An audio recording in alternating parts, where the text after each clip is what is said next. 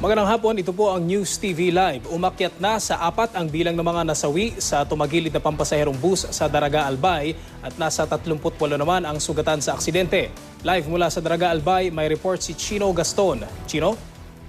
Yes, Cedric, 4 na ang kumpirmadong patay kabilang ng 3 magkakapatid na kinilalang sina Ryan Percival Abrigo, Grace Ann Abrigo at Maria Georgina Abrigo sa pagtagilid ng isang bus dito sa Daraga, dito sa may Daraga Albay.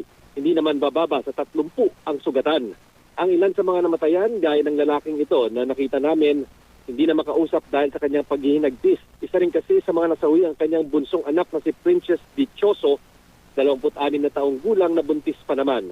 Ayon naman sa ilang nakaligtas na pasahero na ating nakausap, hindi naman daw mabilis ang takbo ng bus.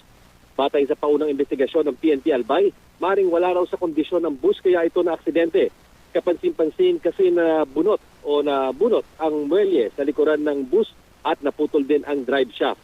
Ang muelye naman sa harapan, kulang umano ng tornilyo at itinali pa ng goma ang ilang bahagi.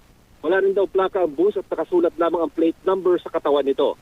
Paliwanag naman ng bus driver na si Romel San Buenaventura, nawalan siya ng preno kaya hindi na niya na-control ang bus.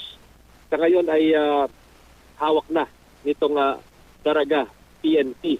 Itong si Romel San Buenaventura at iniimbestigahan pa sa kasalukuyan. Bagamat 20 taon na raw siyang nagmamaneho, 4 na araw niya palang minamaneho ang naturang bus bago ito maaksidente. Maaaring maharap ang driver sa reklamong reckless imprudence resulting in multiple homicide.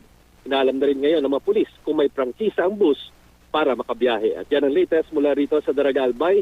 Balik sa inyo, Cedric. Maraming salamat, Chino Gaston.